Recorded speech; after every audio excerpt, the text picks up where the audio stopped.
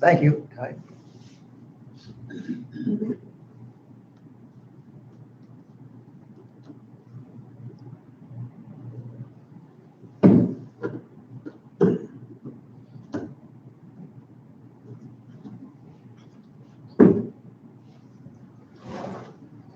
While we're waiting for the others, I left up the schedule, just to go over that one last time. So we're meeting today. I've returned your nuclear material science exam solution to you. I'm bringing your graded exams with me to give to you at URI either tomorrow or Thursday.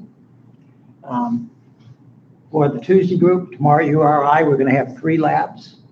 I'm not sure which sequence they're going to do them in. Likewise, the same 3 on Thursday. When you do go either date, that's the last time you will be there. So make sure if you have any questions on any of the labs you've done that day or the ones you've done before, if you have any questions about anything you're going to write up, please take advantage of asking Jeff while you're there. On Wednesday, the reactor theory exam will be due. I'll grade that and then give it back to you the following Monday. Today, I'm going to give you, as I told you last week, 2 brief quizzes, one in reactor theory, one in nuclear materials. It'll be due on this Wednesday. On Wednesday, I will give you 2 quizzes that will be due the following Monday. I probably will not give you any quizzes due for that Wednesday, the 8th.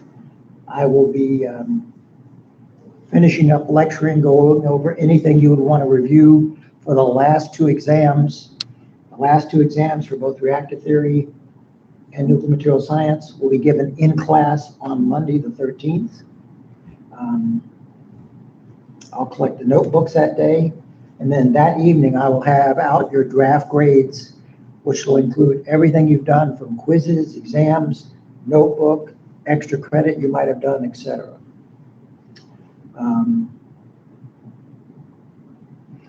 And then based on that, you can let me know if you want to take a final exam. We have to take the final exam before the end of the week. And I can do the final exams if you decide to do them on either that Wednesday, that Thursday, or that Friday. But again, I have to have all the grades into the registrar by 4 o'clock on that Friday. On the labs, if you want to do the one lab for me to grade, just to see how I grade, it'll be due a week from this Thursday. I will grade it, get it back to you by that following Monday, and then all the labs are due on Thursday of that week. There'll be 5 required labs. If you decide to do the extra credit lab, then that would be a 6th one that's due. Again, depending upon how you did the labs, depends on how large the lab report can be. So for example, the optional lab we had last week, I think if I counted right, there were 16 of you there. If you wanted to write one report with all 16 names on it, that's up to you. If you trust the other people, or you want to make sure that they're contributing to that, or you could do it in 2s, 3s, 4s, whatever group you want, or you can always do it by yourself. I think there are 2 of you that are doing a nuclear co-op over this past semester, which is basically stuff you've done over the summer for your internships. Those reports are due to me also on this Friday, the day before grades are due. And there were 2 of you that were involved in that. And I think that's pretty much it. Any questions on this before we start in? I'm going to start on nuclear materials first. Any questions? Okay, I'm going to erase this.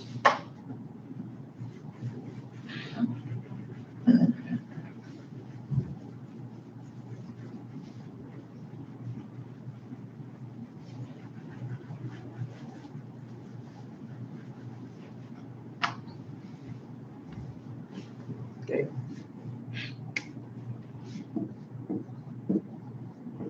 Nuclear material science, we have 2 topics left.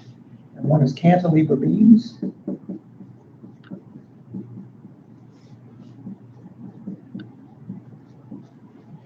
And the other is Moore's circle.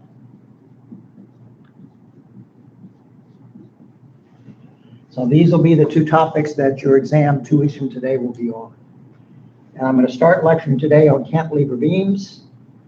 That's what the quiz I'm going to give you will be on. It's fairly short and sweet. And then I hope to start on Morse circle on Wednesday and give you that quiz that will be due the following Monday. And then use again that following Wednesday to review everything, to wrap up the lectures. Okay.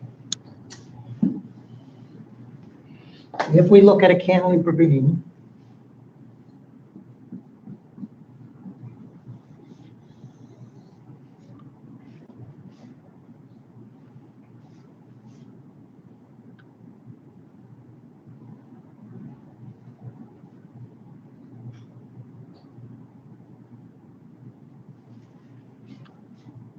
cantilever beam means the beam is fixed to a wall or something. It's not on a hinge, or it's not something where it could, in other words, if there's nothing out here, or if you put a weight out here, it wouldn't collapse against the wall. So in this case, we have a beam of this length. If you turn it 90 degrees, the cross section looks like that. To actually show this correctly,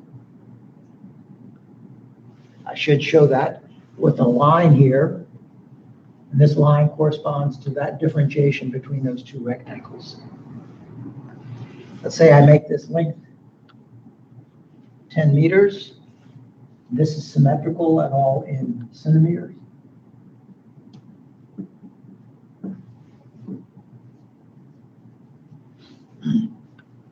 Okay. If I apply a force at the very end, acting down, and let's say that force is 6,000 newtons, I could look at this and say, what is happening to my beam in regards to stresses, and what about safety? The first thing you need to do is draw a complete free body diagram. So we sketch the member, sketch in any given forces, moments, torques, couples. Again, the only thing we have is this one acting out on N, which is 6,000 newtons. We have one attachment point, which is at the wall. So we would go through our set of 6 equilibrium equations. We know the sum of all forces has to equal to 0. Sum of moments has to equal to 0. We could look at the 3 force equations.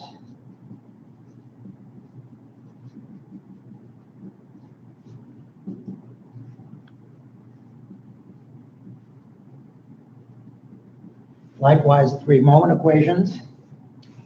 And if we look at just the force equations, because remember the attachment point is the only place we can add forces, moments, torques, couples to put it in equilibrium.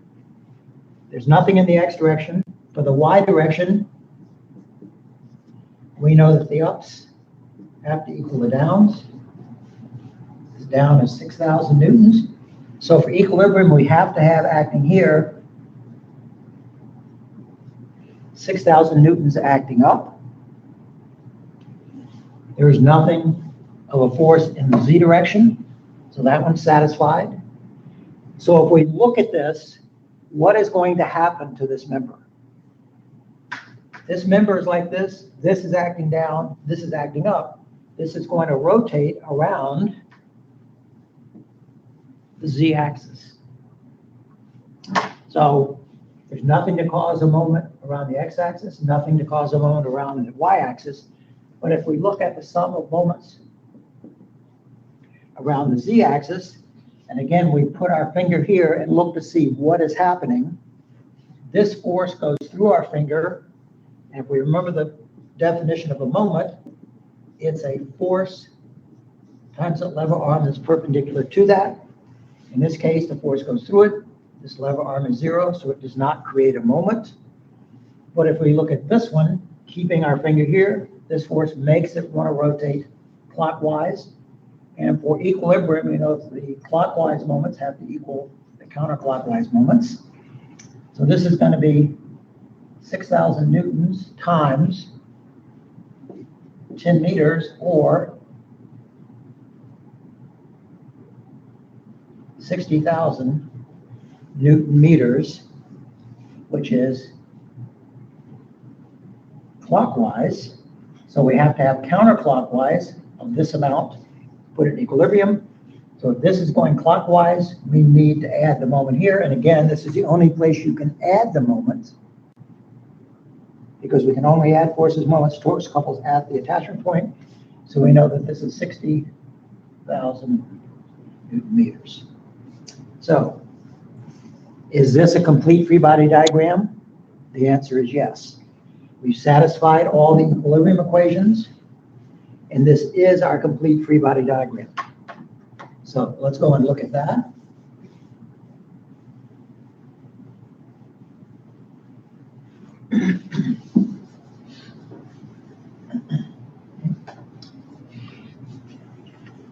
So let's say we're looking at safety. Okay. Safety, we know we're concerned about plane stress, and we're concerned about shear stress. So if we look at plane stress, we know plane stress can be defined one of two ways. It's either an axial force divided by the area that's perpendicular to that axis, or if you have a moment involved, it's equal to the applied moment times y divided by I, where this is the applied moment. Y is the distance from the point of interest to the neutral axis, and I is the rectangular moment of inertia for the cross-sectional shape that you have. So it's equal to either of these. For shear stress, this is equal to shear force divided by the area that is parallel to it. So let's look at the shear stress first.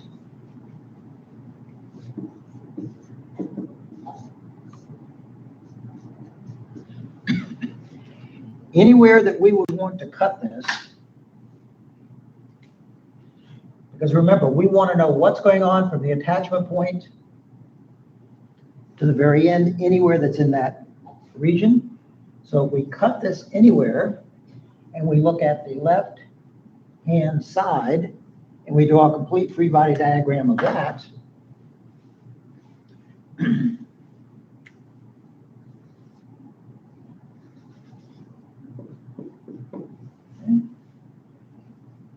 we sketch in all given forces, moments, torques, couples. So we have this 6,000 newtons, and we have this 60,000 Newton meter moment. So we have a force acting down there, which is 6,000 newtons. And we're going to have to, since that makes it want to go clockwise, we're going to have, at this attachment point, some additional moment. We'll worry about that later. If we go back to the definition of shear stress, it is shear force divided by area that's parallel to it. So anywhere you cut this from here to here, if I cut it here and you draw that left-hand side, I draw it over here, and you do this bigger left-hand side, we're still going to have for this shearing force the same amount as 6,000 newtons. What's the area that it's acting parallel to? It's this area, which is 2 times 4, or 8, times 10 to the minus 4 meters squared, plus 2 times 6, which is 12 times 10 to the minus 4th meter squared. So it's 20 times 10 to the minus 4th meter squared. So that's my area. If I divide this into this, I'm going to come up with an answer in megapascals. I can then compare this shear stress to my yield value for whatever this material is. Let's say we make that material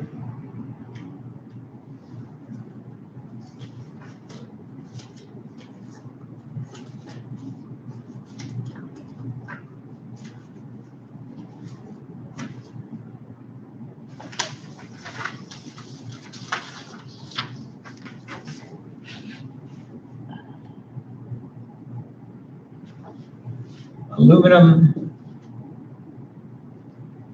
5456, that value is, from the handout that I gave you, 130 megapascals. So as long as this value is less than this, that system is safe. And again, anywhere you cut this, in this particular case, you're going to get the same result. So you know right away if it's safe or not safe in shear stress. Any questions on that?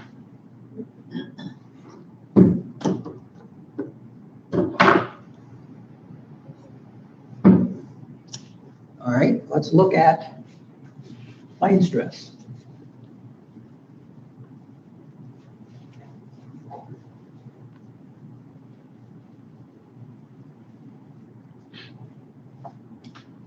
For plane stress, remember we could either have an axial force divided by the area that's perpendicular to it, but we don't have any axial forces, so this does not come into play.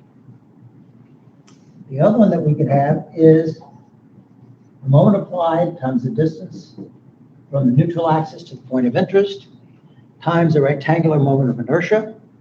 So we do have a moment applied. And as it turns out, this moment is going to vary depending upon where you are on the beam. So we know that the moment at the very end, so the moment at the wall is exactly 60,000 Newton meters. So if I'm looking at safety, so I'm going to compare this to the yield value. I'm going to look at this value being a max, this value being a max, and this value is going to be fixed because we know that's a function of the cross-sectional shape. So I'm going to go back and erase this part.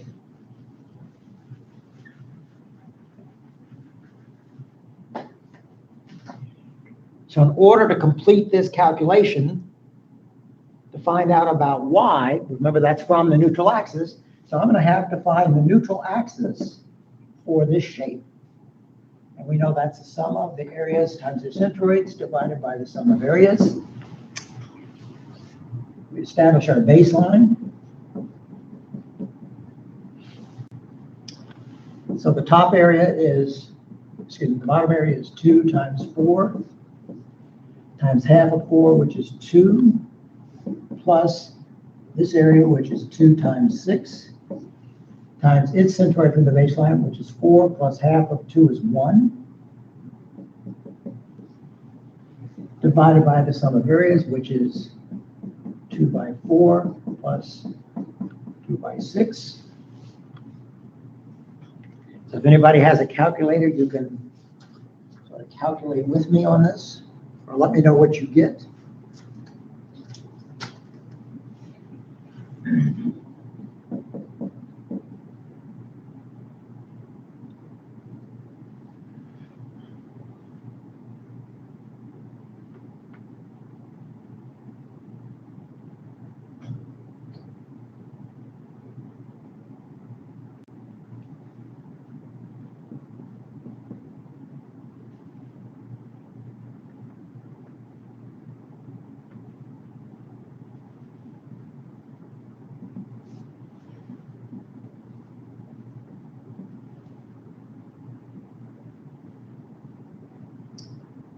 So I'm getting 3.8 centimeters from the baseline.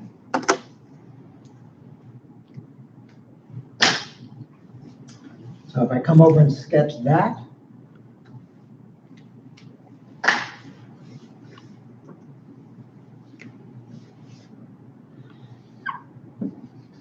this is my neutral axis, and that distance is 3.8 centimeters. Okay? So in looking at that, because again, we don't want to use plus or minus signs. In looking at this, if this is fixed at this end, this force is acting down, then the top of this is going to want to be in tension, and the bottom of this is going to want to be in compression. Is that in meters or in centimeters? This Yeah. is centimeters. Centimeters, because my cross-sectional area is all in centimeters. Okay. So, in just looking at this, without doing any further calculations, if we want to find out where the maximum value for plane stress is, it's going to be where the maximum value of the moment is and the maximum value for y is, because again, the I is going to be fixed. So if we look at this, we come back over here and I've sketched here what's in compression, and I can come back over here and say tension and compression. So when I look at this and I know the bottom is in compression, this distance, which is 3.8, that means on the bottom is going to be the maximum value for compression. Therefore, if I go to the top, this value is going to be sigma max for tension. And if I look at this, this is 3.8 centimeters from the baseline to here. The top is, if this is 2, the rest of this for 4, this distance here is going to be 2.2. So when I add this to this, we're going to have 4 plus 2 is 6. This plus this is 6. So I'm looking at this. The maximum value for compression is the moment, which is at the very end, which is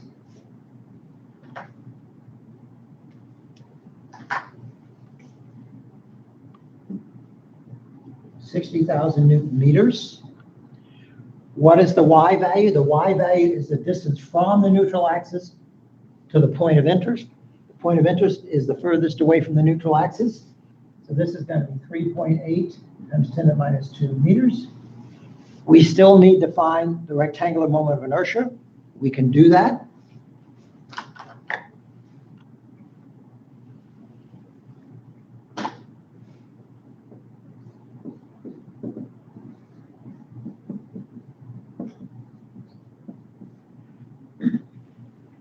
So if we look at the bottom rectangle, we know that that's 1/12 the base, which is 2, times the height, which is 4 cubed, plus the area, which is 2 times 4, times d, and d is the distance from the neutral axis to its centroid, so this is 3.8.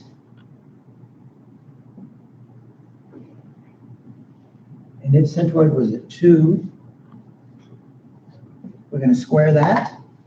And then we're going to add to that this top rectangle, which is 1/12 the base, which is 6, times the height, which is 2 cubed, plus its area, which is 6 times 2, times its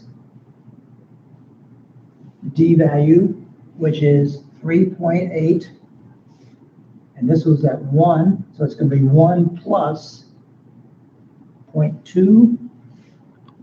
Or you could go all the way up and just say 5 to keep your logic going. And we're going to square that because that's the d squared value. If anybody has a calculator, let me know what that value is. Or we'll just guesstimate something and keep going.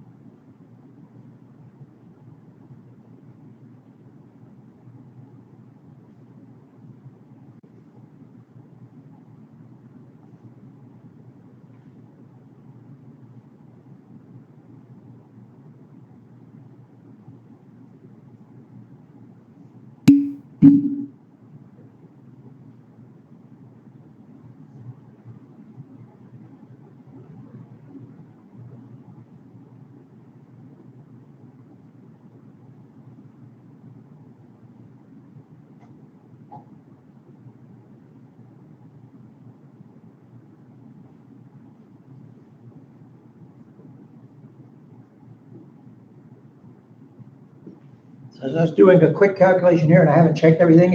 I got 57.92 times 10 to the minus 8 meters to the fourth.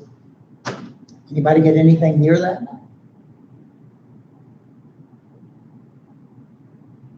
Yes, no, maybe? Yep, okay, close enough. We'll go with mine. So my I value here is 57.92 times 10 to the minus 8 meters to the fourth. And if I do my math here, that's 60,000 times 3.8 divided by 57.92. I get that value to be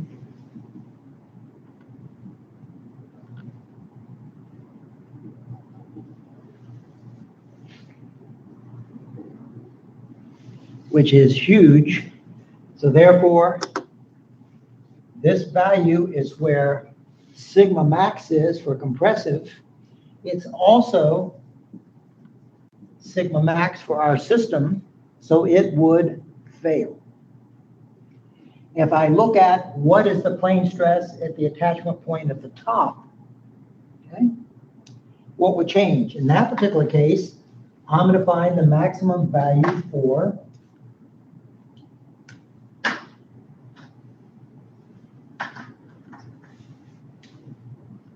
tension.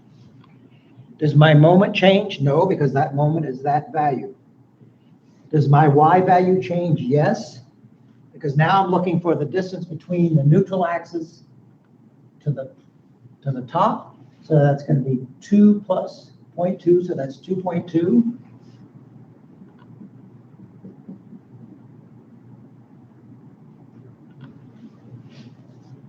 How about my I value? That's fixed because it's a function of the cross section. So now the maximum value for tension, which is going to occur here at the top notch, is equal to this times this divided by this. So it's going to be less than that, but it's still going to fail. Any questions on how we found that? Let's say I go back to my initial. I got a question. Yeah, sure. What did you put for the Y value for tension? I didn't do move too fast. Okay. We know by coming down here, by looking at this sketch for the neutral axis, we know it's 3.8 centimeters to the neutral axis from the baseline. And we also know that the top is in tension, the bottom is in compression. So the maximum value for compression is going to be along the bottom. And we found that value. Tension is going to be on the other side because this is tension. And we're looking for, it's the same moment. Now we have to find this distance for Y, which we said was 2.2. And my I value stayed the same. So if we did this algebra, that would give us the maximum value for tension. In this view, it occurs on the top. In this view, it occurs at the top where it attaches to the wall. Okay. And whenever we calculate a sigma value for safety,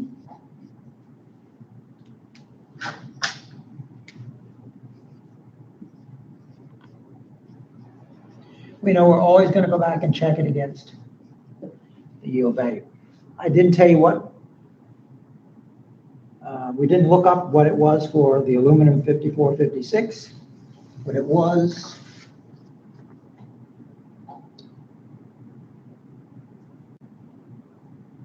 $230 megapascals.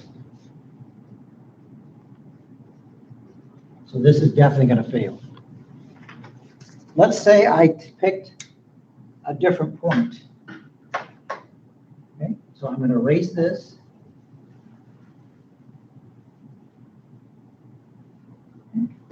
Erase this. Now, let me go back and look at my original.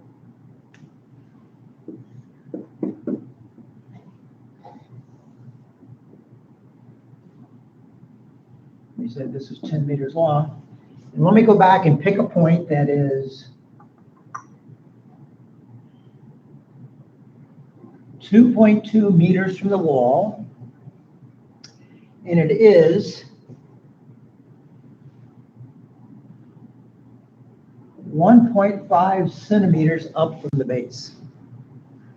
Let's call this point P, and I want to know what is the plane stress at point P. Can I find that value out? You bet. We know since it involves a bending moment, it's going to be my over I. I is fixed for this, so this value is still going to remain 57.92 of 10 to the minus 8 meters to the fourth. Okay. So if I look at y is the distance from the point to the neutral axis. So if I look at it in this view, I've come up 1.5 centimeters. The neutral axis is at 3.8, so that distance is 3.8 minus 1.5. That is the y value, because I'm looking at the distance from my point, which you see it here in this view, here in this view, and I'm looking at the distance to the neutral axis. I did not sketch the neutral axis into this view. I could have. It'll be like this. It's 3.8 centimeters from the baseline. That still leaves us as to, we have to find out what the moment is at this point. And what I would recommend you do is I'm going to erase this. And I'm going to go back and sketch this again.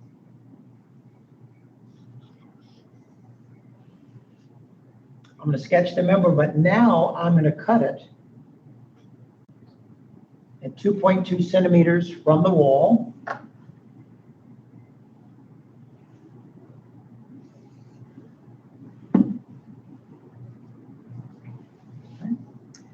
And now I'm going to do a free body diagram. So basically I've gone back and I've cut it right here. And I want to look at a free body diagram for this right hand side.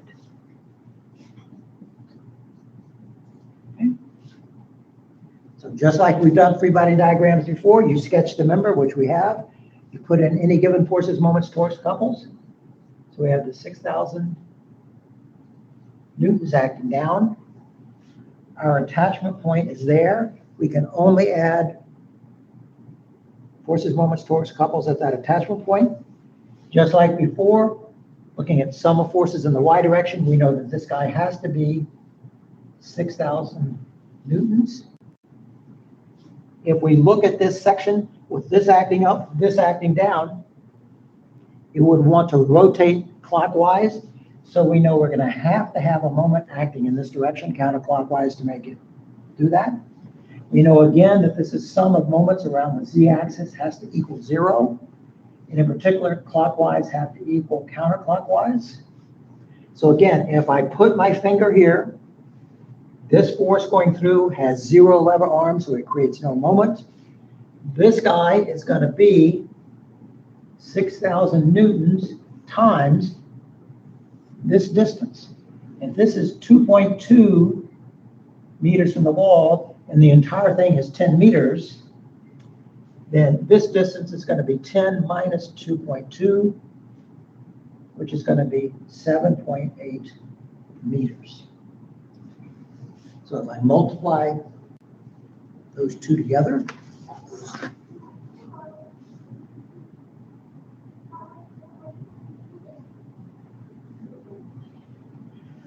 I have that value come out to be 46,800 Newton meters. This is a complete free body diagram for the right-hand section of our bar. So anywhere along this line that I've cut it, I will get the same moment. So as I think you can see, the moment's going to vary depending upon how far away you are from the one force that is causing this. So if I'm going back to find that calculation, my moment is going to be 46,800 meters. I'm going to calculate that value, and then with this point that I have, is this going to be positive or negative, and why? Anybody?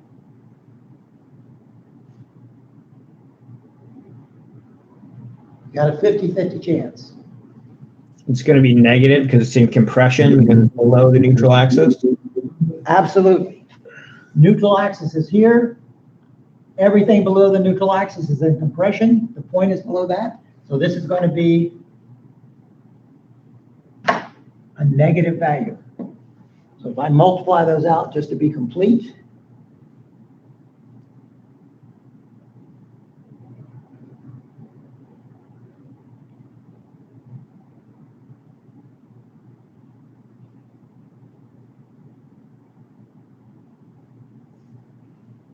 I get this value to be compressive 1208.2 megapascal, so that's going to fail big time. Everybody think they got the handle on this?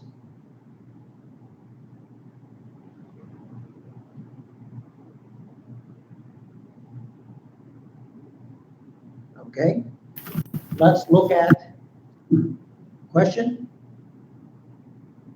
Joel, did you have a question? No, I'm good now. I'm good.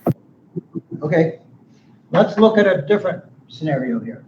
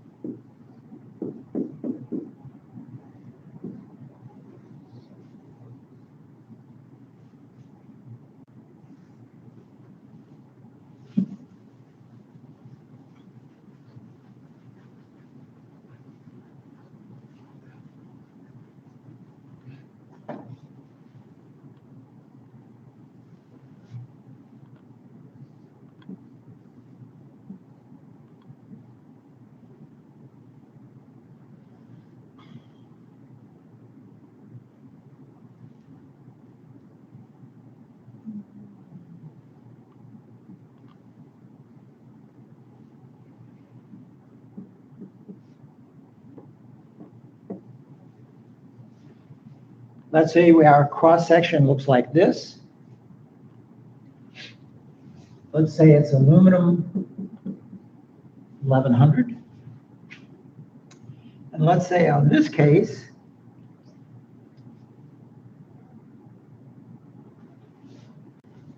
we make this be 4 meters,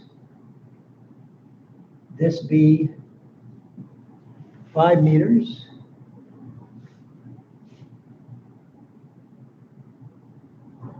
and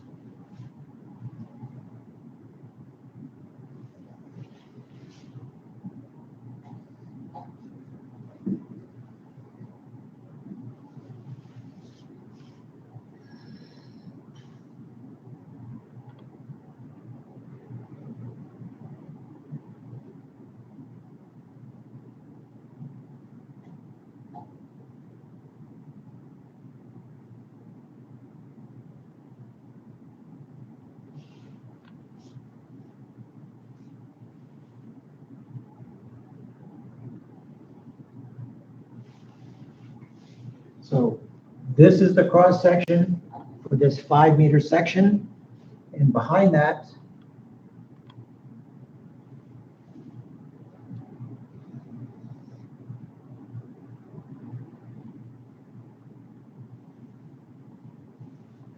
this section will make this 5 centimeters times 5 centimeters. Okay. So this has the rectangle and the triangle. This has a square section. And for this loading, I could ask you, is our system safe? We first of all need to draw a complete free body diagram. So we sketch the member.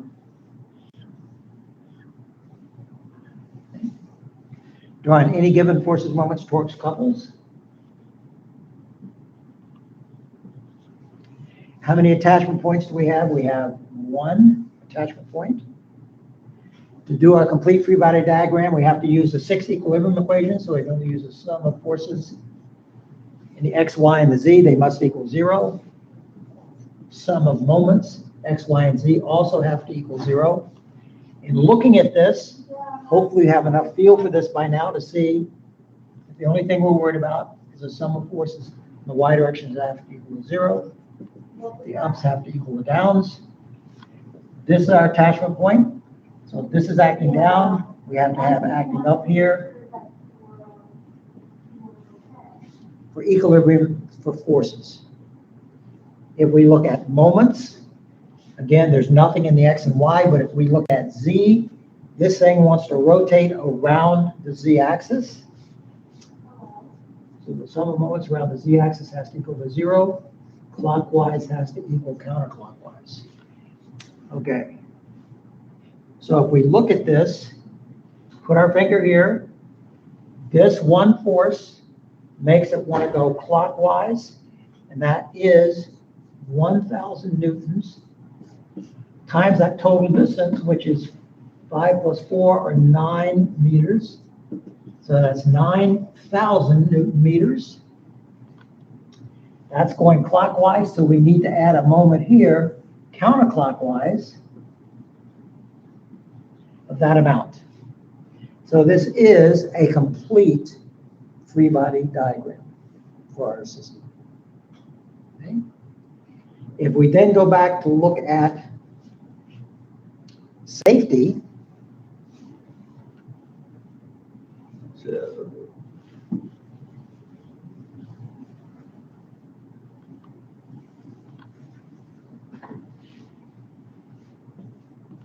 we look at safety. Remember, we're always interested in plane stress and shear stress. Okay. If we do the shear stress first again, we know it's the vertical force, shearing force, divided by the area that's parallel to it. So in this particular case, remember, we always have to recalculate a new shear stress if either the force changes and or the area changes. So how many calculations are we going to have to do? We're going to have to do 2. Because what's happening in this region is going to be different than what's happening in that region. So if I look at this region first, I cut this anywhere between just to the right of there, just to the left of here, and I look at this left-hand side.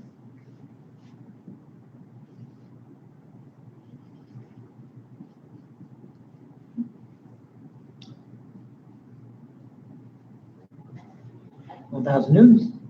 One attachment point, this has to be 1,000 newtons. So that's going to be my shearing force. What is my area? My area is this 5 times 5, which is going to be 25 times 10 to the minus 4th meters squared. If I divide this by this, and then I compare that to the yield value for aluminum 1100, which is 55 megapascals, we can see whether this section fails in shear stress. We then still, for safety, for just shear stress, we need to look at what's going on in this region. So we're going to cut it anywhere just to the right of there, just to the left of there. And now we're going to look at this left-hand side.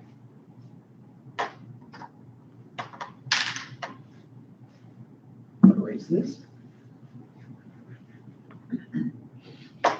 So in this particular case, Probably the easiest thing to do in this case is to just look at the right-hand side of that.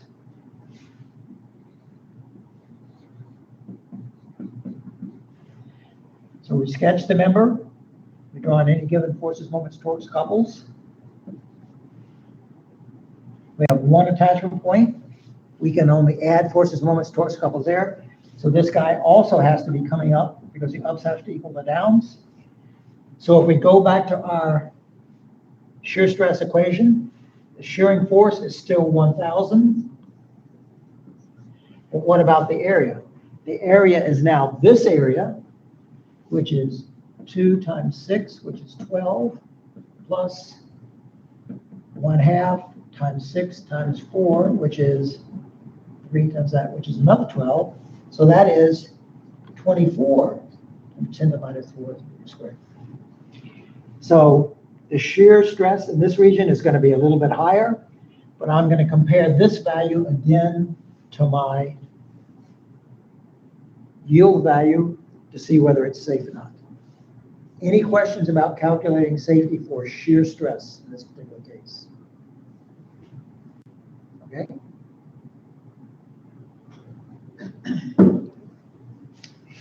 Let's go back and look at plane stress. And again, I'm going to erase this.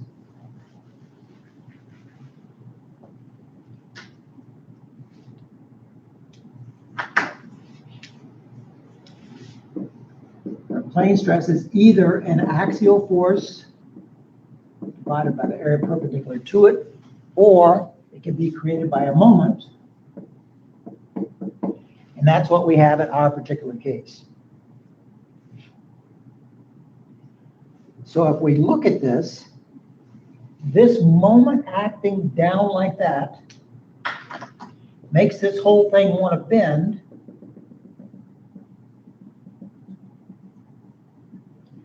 Bend down, so we know the top is in tension, the bottom is in compression. We can draw it in this view. We can also come over here and we know the top is in tension, the bottom is in compression, the top is in tension, the bottom is in compression.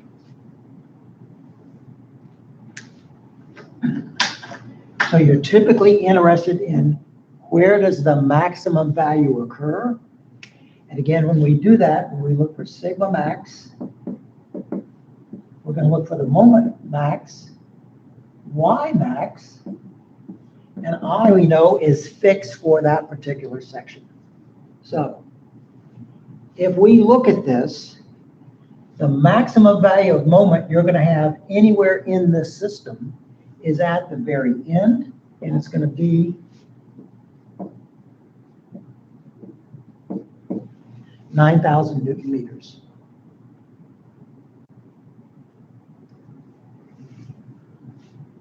We're going to have to do two different calculations because the neutral axis here, since this is symmetrical, is exactly 2.5. We would have to calculate that neutral axis, which we can do now to see what that neutral axis looks like. So neutral axis for this guy is going to be 2 times 6 times half of 6 is 3 plus 1/2 times 6 times 4 times 6 plus.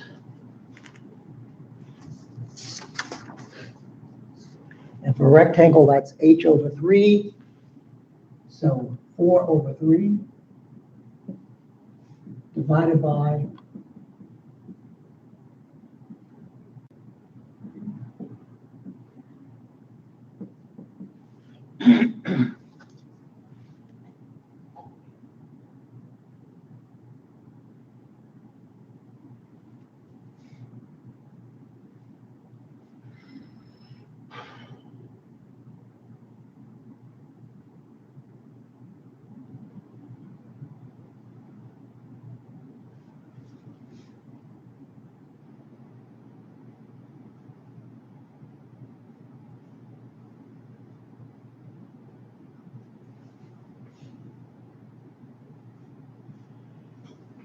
I get this value to be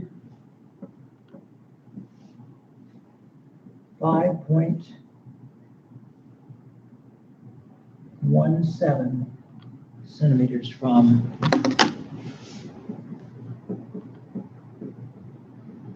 baseline.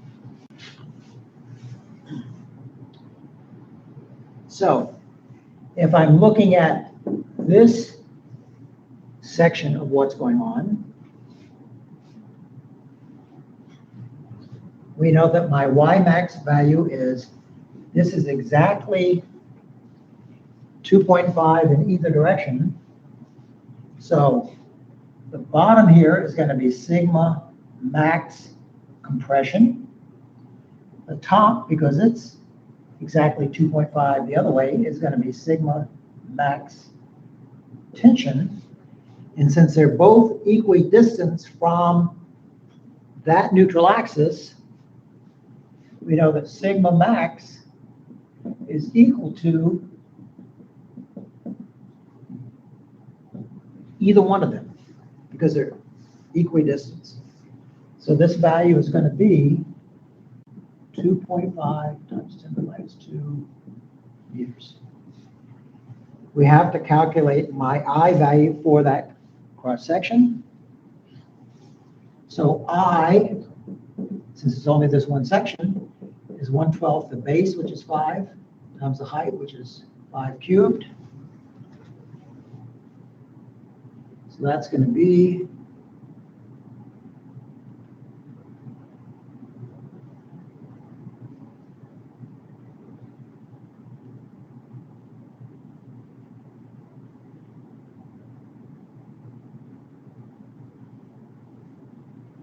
I get 52.08.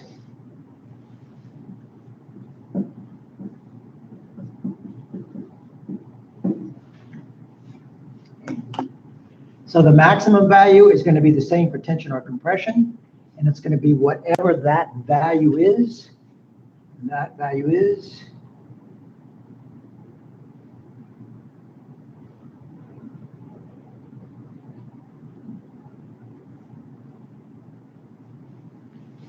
I get this to be 432.03 megapascals. So that is well above the yield value, which is 95 megapascals. Excuse me. Yes. What would the D squared be for that one? Like the value. I haven't done this section yet. I'm just doing this section. Yeah, that section. What would the D squared be for that one? There is no D because the neutral axis is on the centroid. Oh, okay, got it.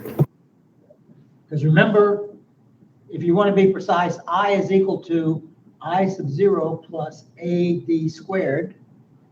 This I sub 0 is exactly this. The area is going to be 5 times 5, but what is D? D is the distance from its neutral axis to the centroid of that shape. So it's going to be 2.5 minus 2.5, which is 0. So that guy drops out. Any questions on how we found things for the shape closest to the wall? Okay. If we then go to find out where my maximum value is for this other shape, let's go and cut this.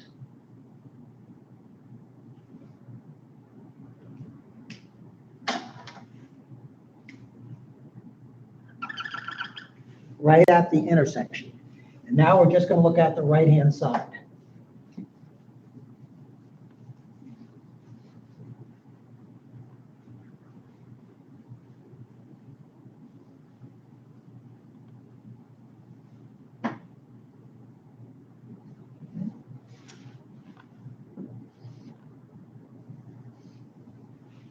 Now I'm just looking at this right-hand side, but I'm going to cut it right here. So I know that that dimension was, I erased it. It was it 4 meters? Yes, it was 4 meters. Thank you. Okay. So if I look at just this right-hand side, we still have our 1,000 acting down. We still have to have this guy acting up for force equilibrium. And again, this makes it want to go clockwise. So putting your finger here, this one does nothing. This one is 1,000. Professor, it was actually 5 meters. 5, thank you.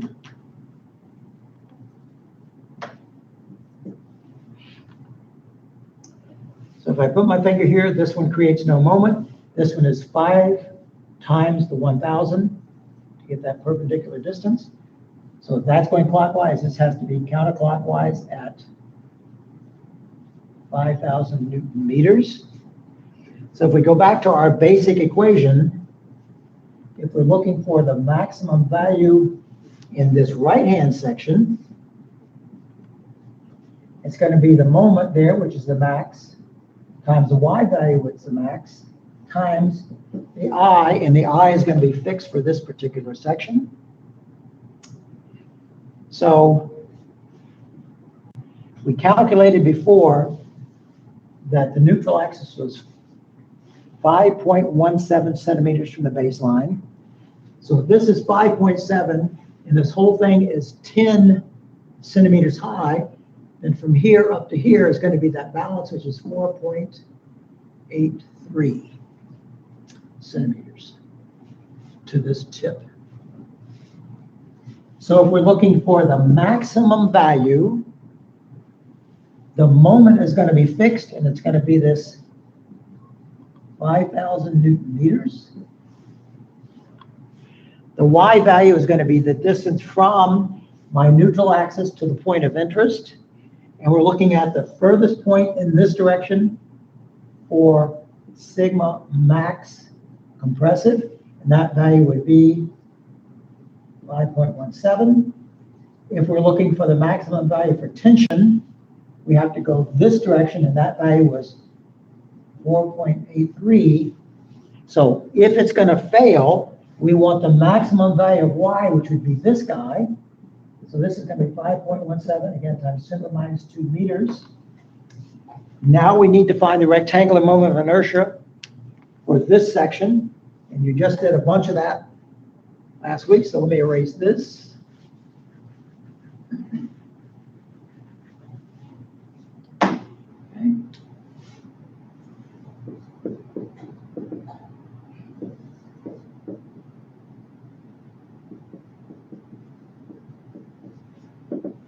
Okay, that's a rectangle. That's going to be 1/12 the base, which is 2 times the height cubed plus the area times d. So that's going to be 5.17 minus half the 6 was 3 squared plus, to do the triangle,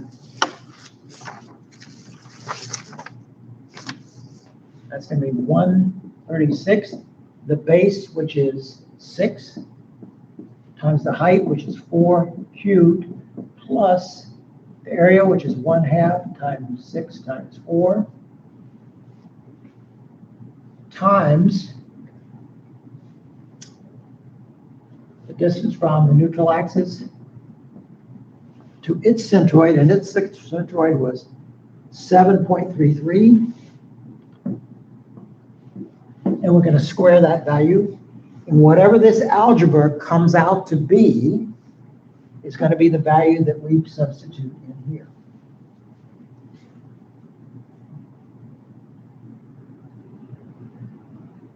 So unless somebody has calculated that, let's just guess a value. Where did you get the 3 from? The minus 3 for the D. Here, because I'm looking at the distance from the neutral axis to the centroid of this section. Everything's based on the baseline. So if this section is 6 centimeters high, its centroid is at 3. And I'm looking for the distance from its centroid to the neutral axis, so I'm looking at that distance, which is 5.17 minus 3, because that's the distance I'm looking for. I can't see the center of the triangle. It's so small. Okay, let me blow this up a little bit. 4/3.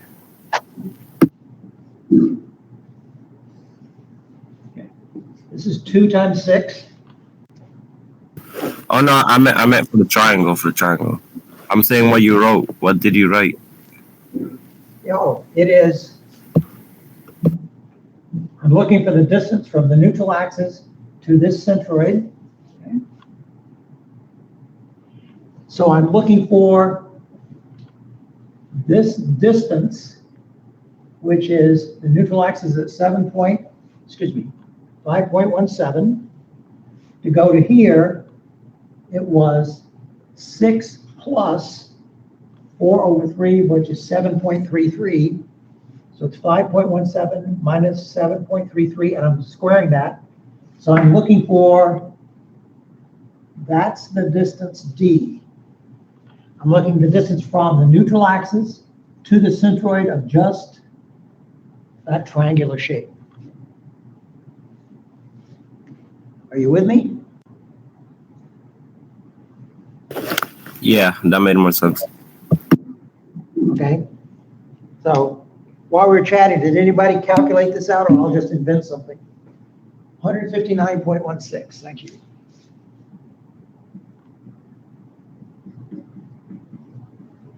So if I divide this by, this times this divided by this, I guess I can do that very quickly.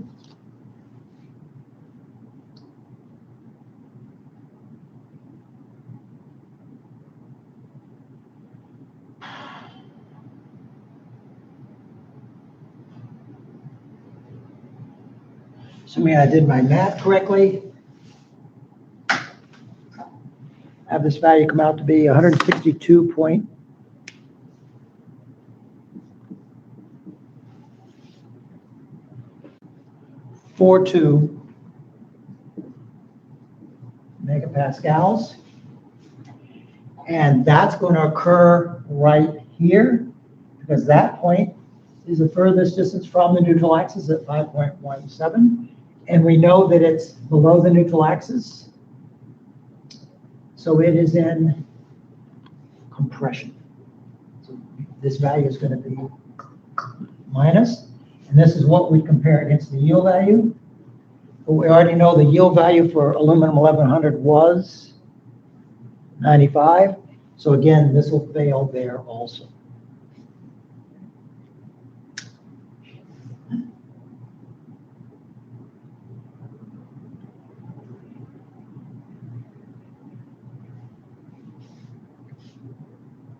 The only other things that we could consider on this is, this was a little bit more complicated problem. If we go back and just look at this section by itself,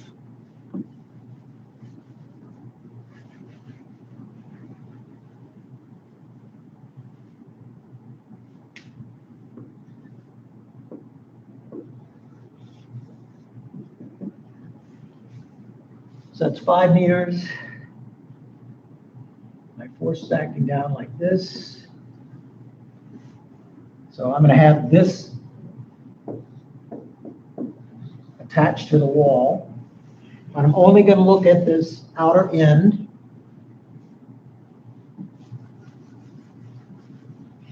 So we've already calculated the neutral axis. So I could draw a free body diagram here of this section.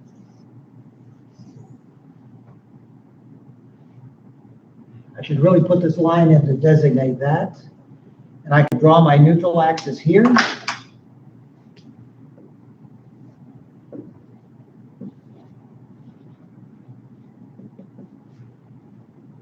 I could draw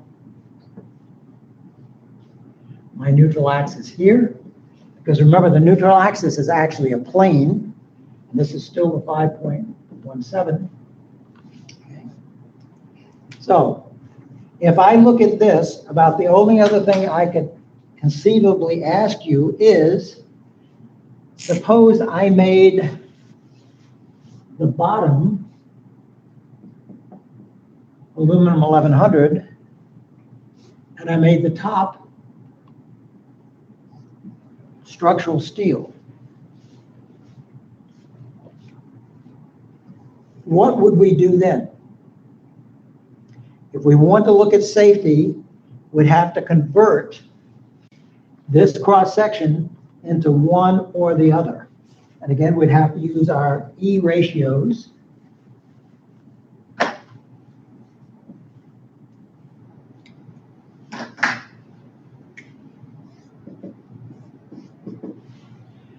And looking at those for my aluminum 1100, it is 70.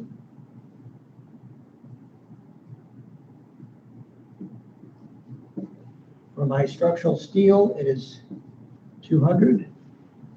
So that is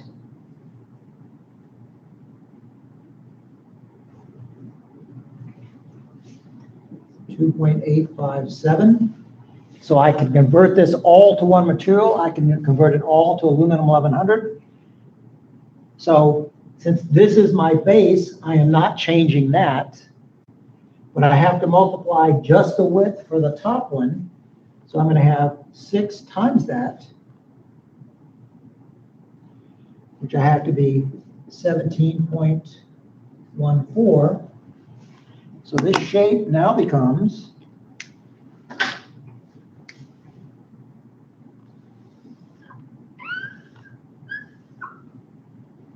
this dimension now is 17.14.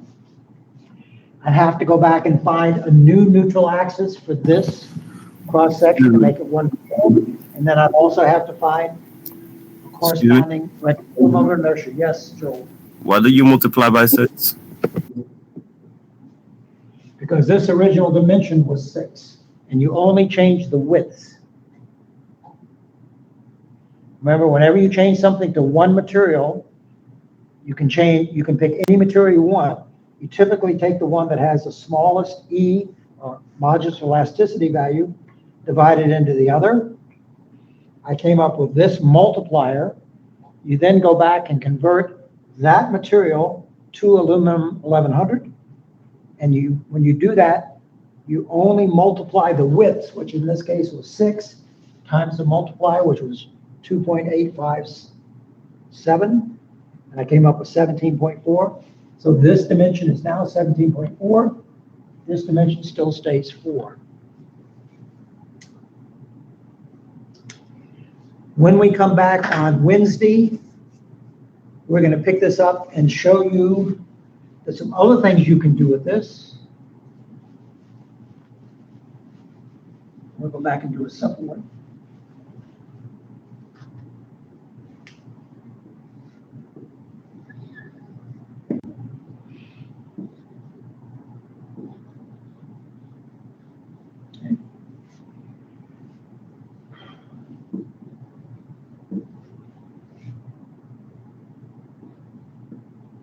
And if we go back and do our free body diagram,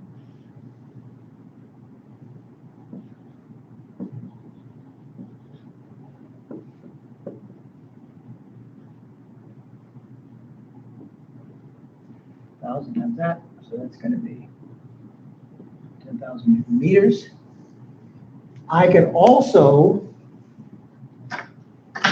when I calculate what my plane stresses are, I know that wherever my neutral axis is,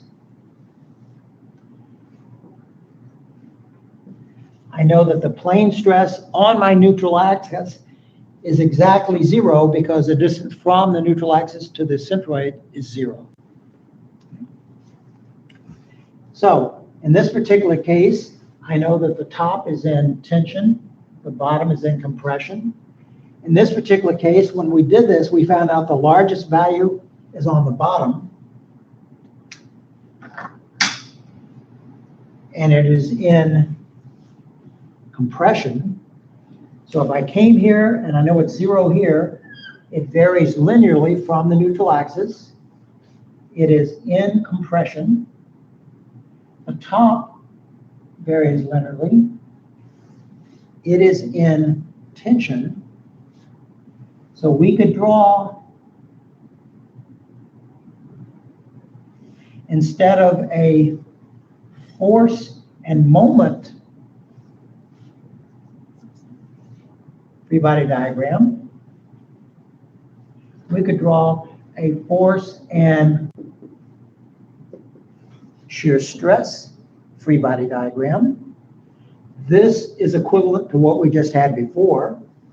And then what I'm going to show you on Wednesday is if you actually look at applying that force, this whole thing, it's fixed here at the wall.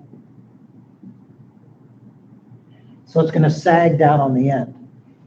And if you look at the lengths of sections in here, you're going to see they're longer on the top because they're in tension, shorter on the bottom because they're in compression. And what you're actually going to have is a relative movement between two sections. So if I cut this right there, I could come over here and cut this here at this height. And I could draw a free body diagram of the upper half. I could draw a free body diagram of the lower half.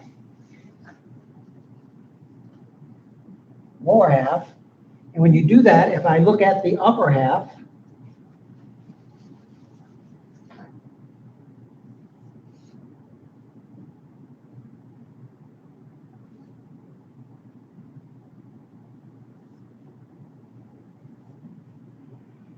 force here, force here. If I look at this, the way I've drawn this,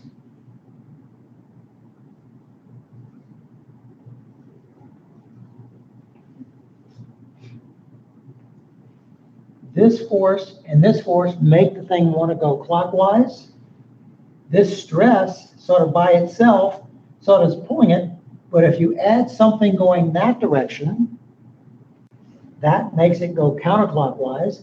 And this is actually a horizontal shear force. We can calculate what that value is. And this is a force that actually makes these two members want to come apart. So if you have this, let's say, nail to that bottom part, this force will make these want to move and actually shear those nails. If you have those two glued together, that horizontal shearing force will make the glue want to part. So we're going to look at that on Wednesday. What I'd like to do right now is I'm going to send you a quiz that will be due on Wednesday.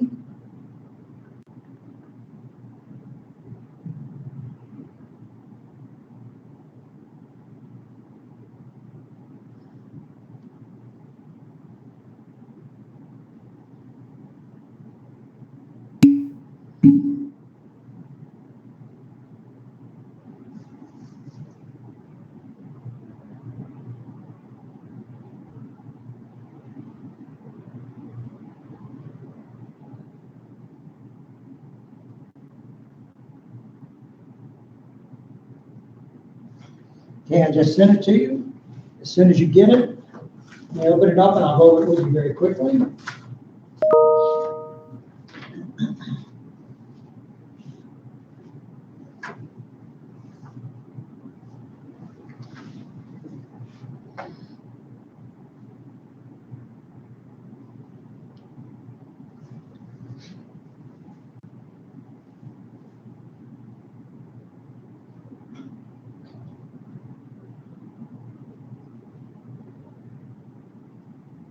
Let me know when you got it and you've opened it up.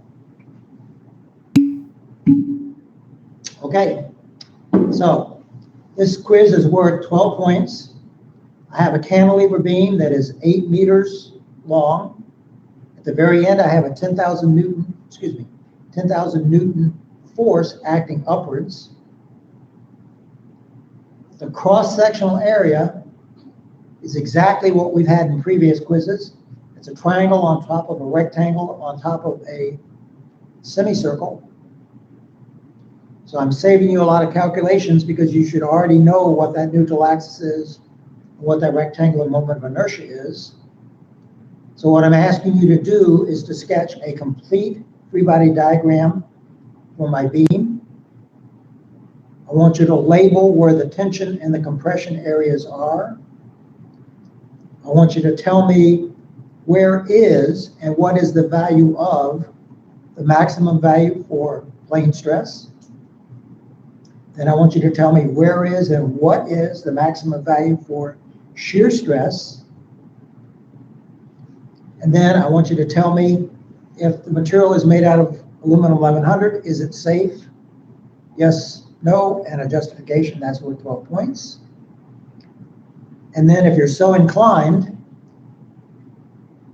I have shown point A in two views up above. If you look at the cross section, A is right at that little notch where the semicircle joins the left-hand side of the rectangle. And if you look at the other view, it's exactly 1.2 meters in from the very end. So what I want to know is, what is the plane stress at point A? That's worth 3 points for extra credit. I honestly don't think this should take you longer than 15 or 20 minutes, because a lot of that material you've already calculated before. This will be due before the start of class on Wednesday. And again, as my usual, I'll ask you if anybody wants to put up their version for extra credit. If not, I'll do mine, and then we'll be off and running. And I hope to finish up cantilever beams and start into more circle on Wednesday. Any questions on the quiz? If not, why don't we take a 10-minute break, and I will see you back here at 2, and we'll start on chapter 10, which is dynamic reactor. I'll see you in a couple minutes.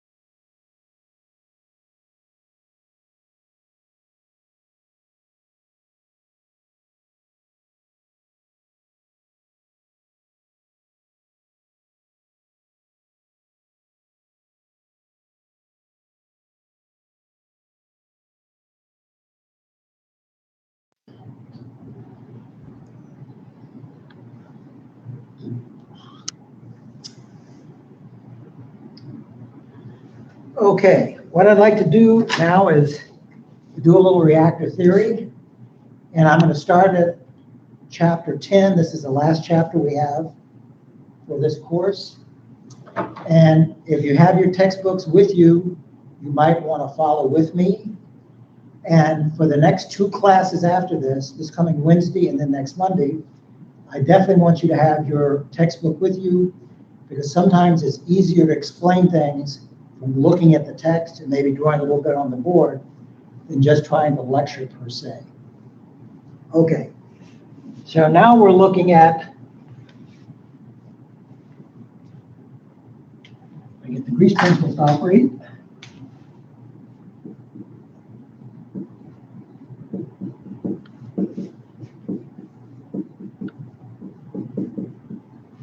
We're looking at transient reactor. What that means is the neutron population with respect to time is not equal to 0. Your book is going to look at this 2 ways. We're going to look at what's happening with the neutron population as a function of time, realizing that there are other variables that impact the neutron population, not just time. But a lot, so I say other variables.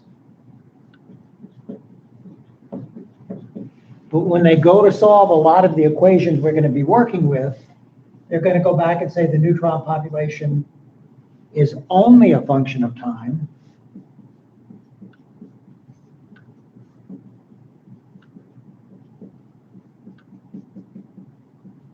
This is better to explain what's happening.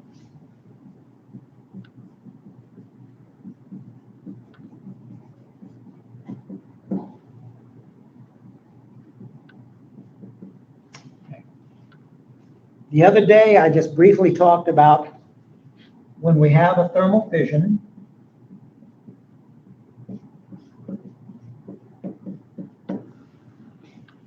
we create around 2.5 new fast neutrons.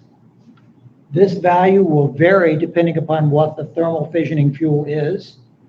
And that table in chapter 4 told you exactly what that multiplier was, depending on if it was uranium-235, uranium-233, plutonium-239, thorium, etc. Okay. So, when a neutron is created, we have 3 distinct times. We have a creation time, and this is on the order of 10 to the minus 14 seconds, so it's extremely quick. We have a slowing down time,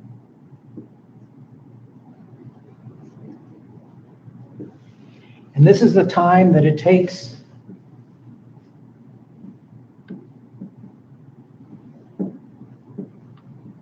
So in general, most of your fast neutrons are created around 2 MeV. So it's the 10 to the minus 14 seconds that it takes instantaneously to produce those neutrons. And then they have to slow down. And how do they slow down? They slow down by scatters, or by scattering,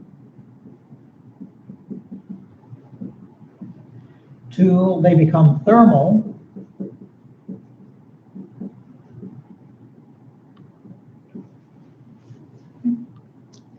So there's a slowing down time, and that's the time it takes from when they're born to get it down to thermal energy. And then there is a thermal time, and that's the time that it remains at this energy traveling around before it gets absorbed to cause another hopeful thermal fission. This is in the order of 10 to the minus 4 or so seconds. This is like 10 to the minus 2 seconds. So the time that it spends traveling here at thermal energies before it gets absorbed is the largest component of neutron lifetime.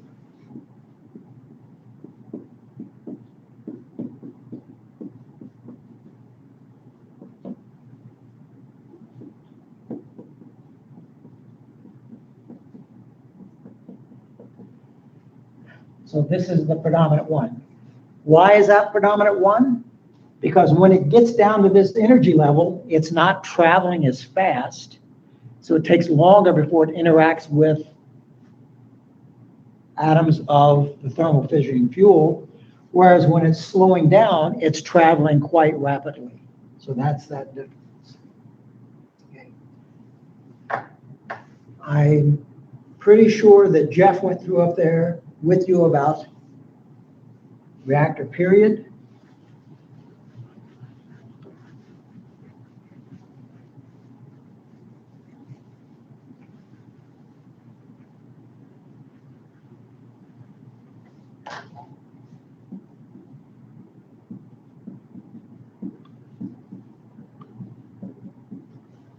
It is equal to capital T, and it is the time it takes to change the flux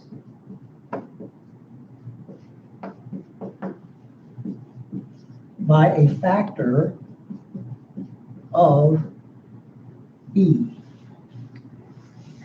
And your book showed you the typical equation that you use when you're looking at flux. Okay. This is your, if you would, initial flux. This is the reactor period.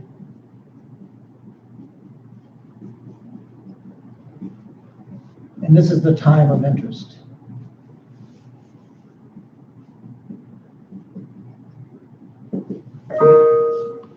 The reactor period can be both positive and negative.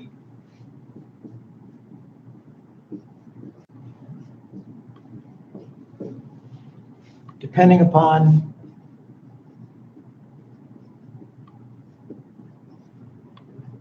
if the flux is decreasing or the flux is increasing. And again, typically we want T to be long for reactor control. I think I gave you an example when we briefly discussed this in class. If you had a reactor period of something like 2 seconds, that would mean that in 10 seconds, the flux will change by a factor of e to the 5. So that's a very short period of time. This thing can really get away from you. If we have where the K effective is exactly equal to 1, so it's self-sustaining. The reactor period is infinity because it's not going to change. And remember, whenever we do things, whether you go up in power, down in power, we change things by small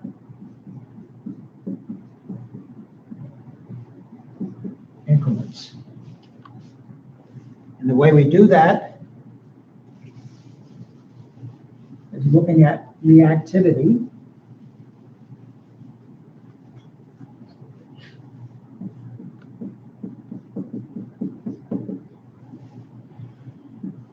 That's defined as rho. The units are either in hours or dollars. And as we're going to find out, hopefully today, if I have enough time, the reason it originally came out with in hours is that was the amount of reactivity make the reactor period be exactly 1 hour. And again, reactivity can be either positive or negative. And what we're typically doing is using control rods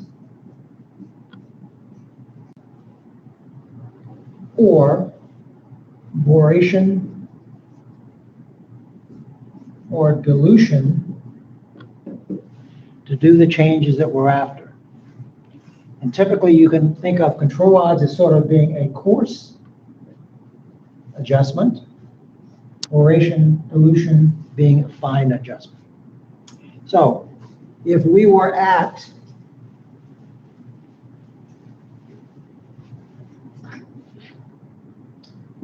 we're at a power of 60% and we were steady state, that would mean my K effective was exactly 1. My reactor period was infinity. And let's say I wanted to go from 60% to 80%. What would I do? I would, first of all, pull rods, add positive reactivity. This is going to be a course change. We're still going to do it in small increments because we want to keep K effective near 1 whenever we're making our changes. We don't want to make any huge changes because the thing might get away from us. So you might pull control rods and this 60% is going to go up to something around 80%. And then use boration or dilution to, if you would, fine tune to my 80%. You do the same thing the other way. If you wanted to decrease power, you would insert control rods. You're inserting negative reactivity. I'm pretty sure Jeff went over with you about the definition of reactivity.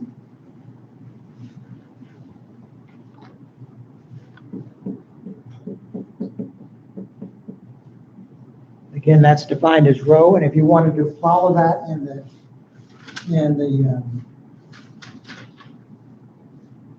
textbook, it was on page 301. We basically look at what's happening with K effective. Any change, it's going to be K effective minus 1. So we're going to always make those changes very small. And the delta K effective is equal to reactivity. And what we're going to do, hopefully today, is develop some equations to see how we can identify what is going on.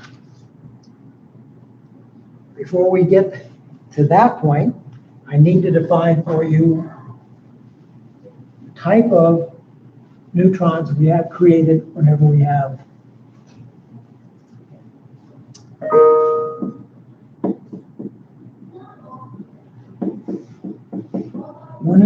a thermal fission.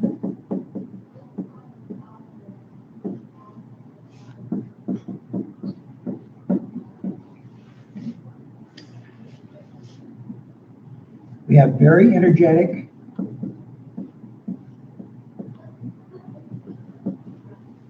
fast neutrons created in our 10 to the minus 14th seconds. And if we go back to looking at a reaction equation, if we have uranium-235 plus a thermal neutron, we create a compound neutron.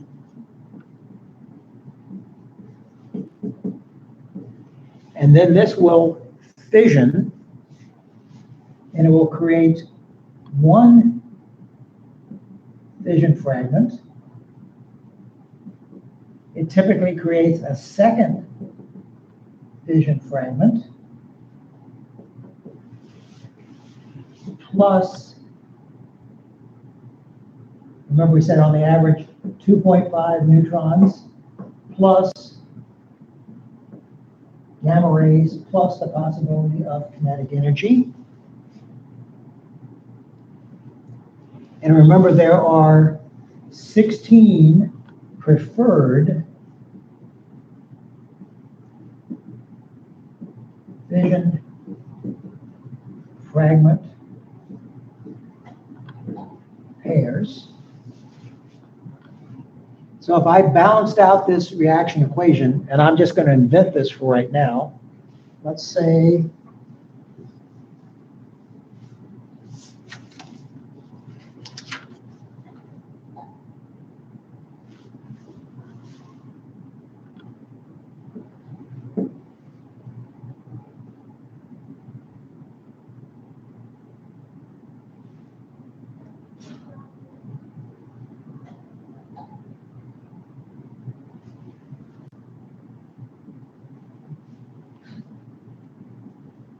then this guy would have to be, we'll just make this, we'll round that off to 2 of these guys. So this is going to be 236 minus 59.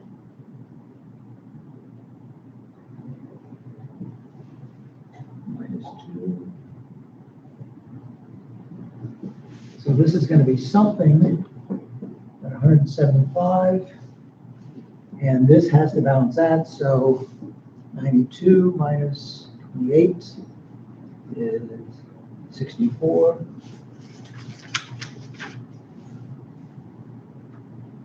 And 64 is gadmium. So we're going to pretend that this is one of the fission fragment pairings. Uranium-235 has 16 preferred fission fragment pairings. And there is an odds or probability of which one of these will occur. They're preferred. You can still have outliers, so there are other possibilities. Typically, when this occurs,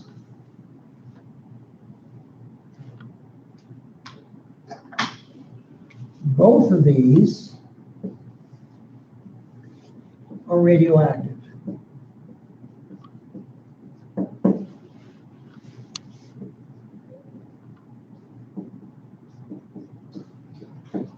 And if something is radioactive, what does it want to do? It wants to go to a stable state. How does it go to a stable state? It gives off energy, and particularly, it typically gives off particles. So it could decay by proton emission, electron emission, positron emission, alpha emission, neutron emission, any of those 6 different ones that we calculated back in chapter 4. Okay. But if it's radioactive, it wants to decay to become stable. Same thing for this guy. It wants to decay to become stable. When we look at this total number of neutrons that are created with the thermal fission, okay, we know that for uranium-235, these are at about 2 MeV, and they occur incredibly quick at 10 to the minus 14 seconds. As it turns out, as these fission fragments decay,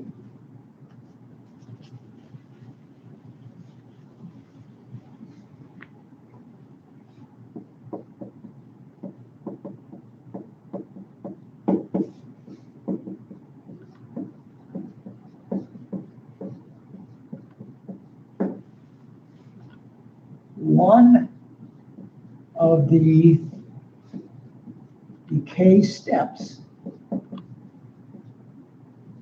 can result in the release of a neutron. Let's look at this nickel. This nickel might decay by an electron to something, then it might decay by another to something, then it might decay by a neutron to something else. This neutron that is created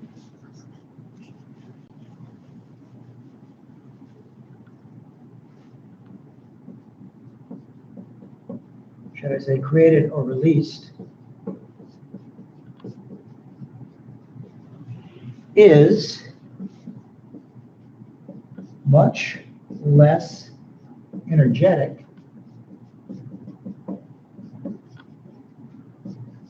than the 2.0 MeV ones that we had.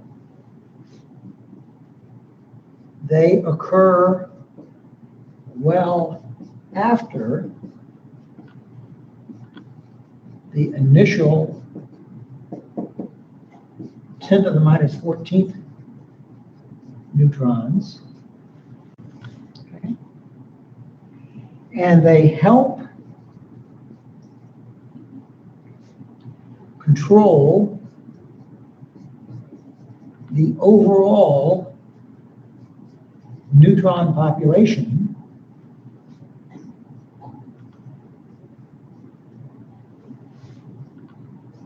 so that you can control the reactor. Just some general information You about mind moving the these. book real quick?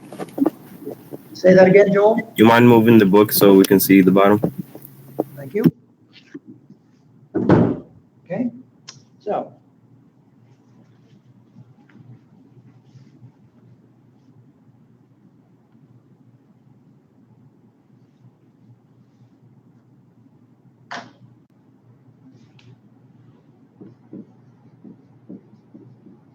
The neutrons created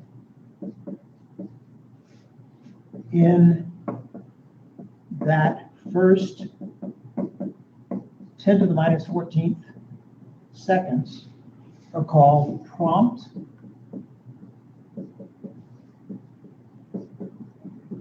neutrons.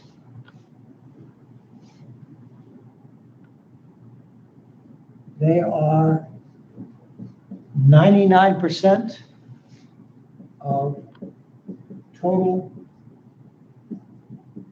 neutrons created. And in general, they are very energetic.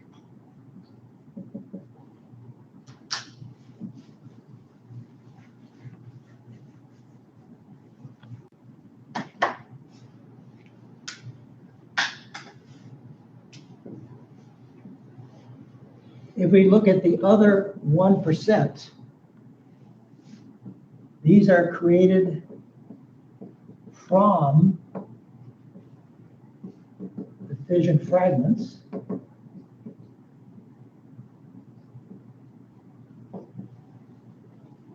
Less energetic. Okay. So what are some of the benefits here? If they're less energetic, we need fewer scatters to get to thermal. The fact that it's released later sort of enhances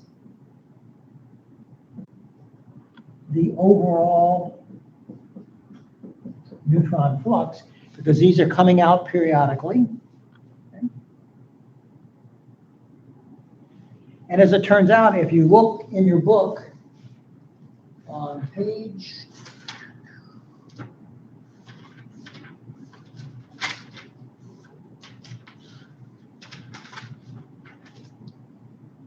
305, there is a plot of flux compared to initial flux. And we're looking at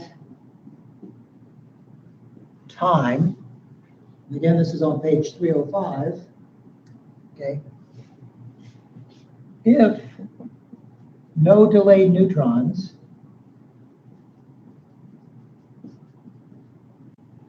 this flux compared to the initial flux takes off extremely quick.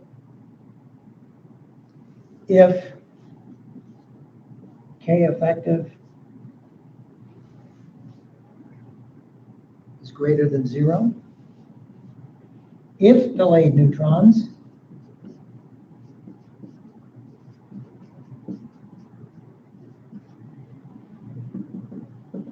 it's a much more controllable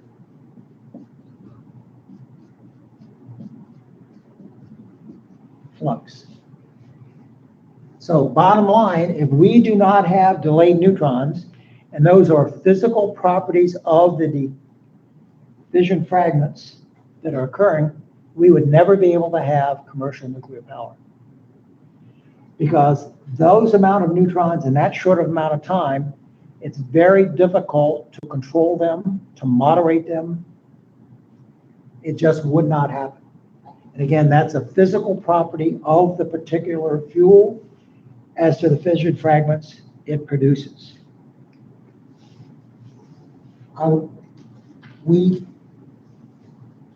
Any questions on that so far? Okay. If we look at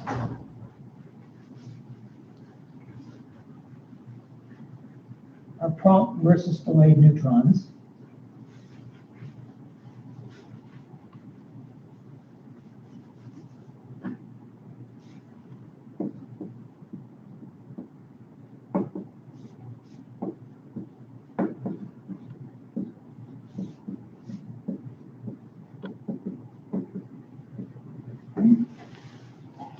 I would like you to look at page 303.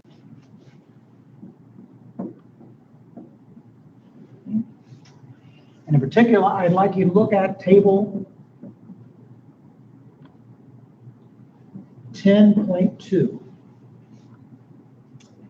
And this looks at prompt and delayed neutrons. It looks at 3 different fissionable materials, but it looks at uranium-235 in particular. It also gives you some information about 233 and plutonium, but right now we're just going to look at 235. We look at the group, and we have the 0 group, and then we have 1, 2, 3, 4, 5, and 6 groups.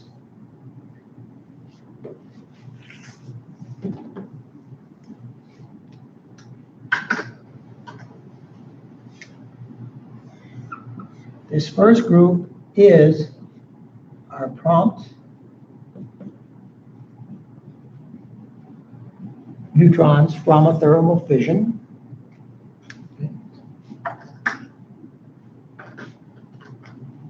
Our delayed group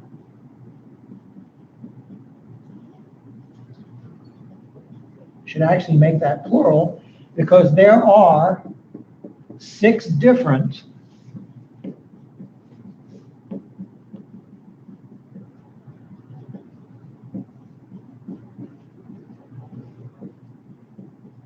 delayed groups. And the delayed groups are based on the half-life of that fission fragment decay. And in particular, if we go back to where we had nickel, We said this decayed by electron, and then whatever this is, decayed by an electron, and then whatever this is, decayed by a neutron. This decay is going to be happening after whatever this half-life is, whatever this half-life is, and then it will have a half-life. This particular, if you would want to call it appearance, to create that neutron, we call that a precursor.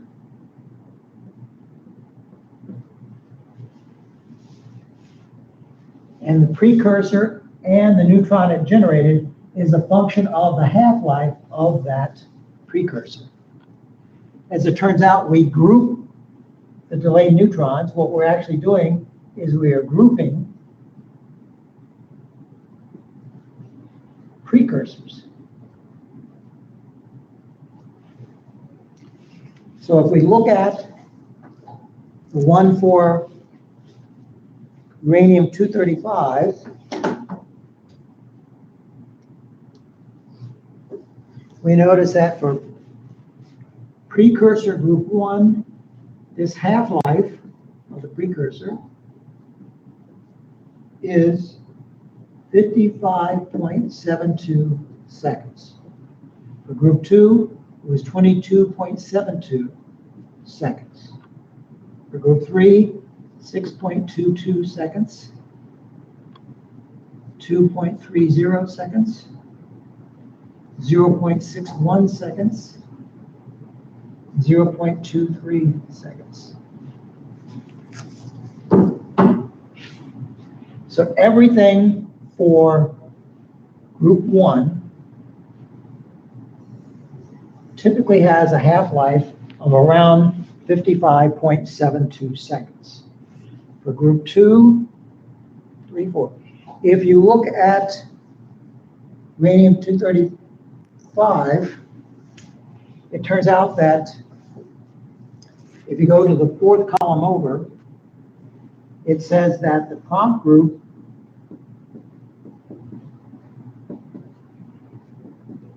creates 99.359% of all the neutrons. All the delayed, which would be groups 1 through 6, total up to be 0.641%. So you can see that is not a very large percent. If we go and look at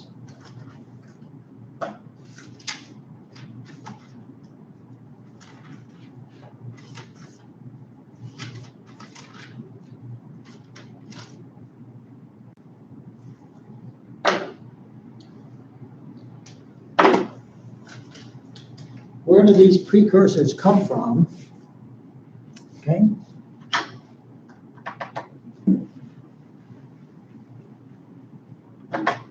If I look at group 1,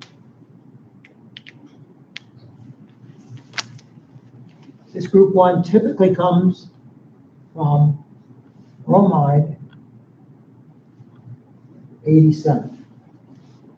Group 2 typically comes from iodine 137 and bromine 88. Group 3 comes from iodine 138, rubidium 93, bromine 89. Group 4 comes primarily from krypton 93. Group 5 comes primarily from iodine 140. And group 6 typically comes from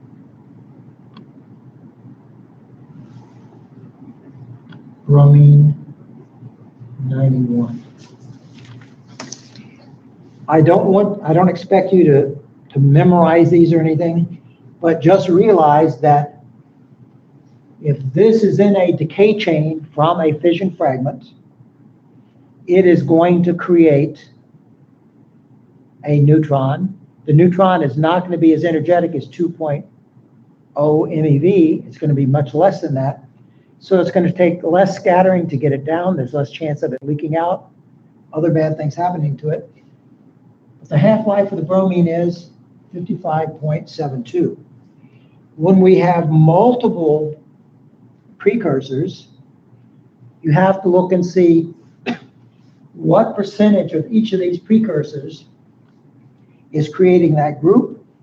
So this 6.22 is actually an average of several of the precursors that are generating neutrons around that. So this might vary. The 6.22 might in actuality be between 10 seconds and 4 seconds. All these precursors might have a half-life within that, and they lump them together to cause that group 3.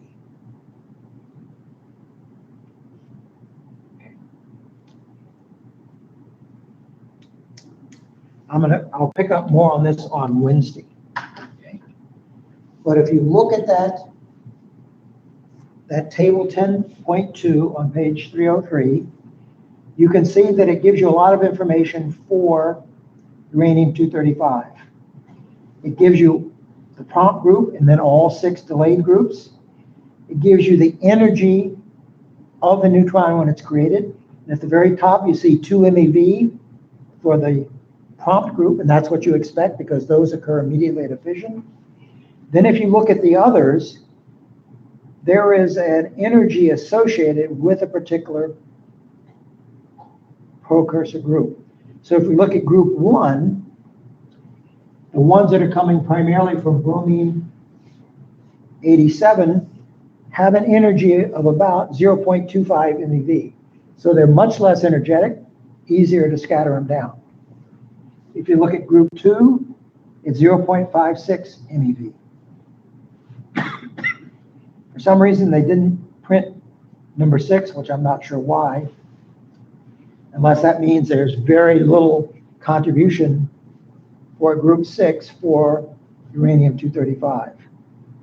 Then you go and you see the half-life of the precursor.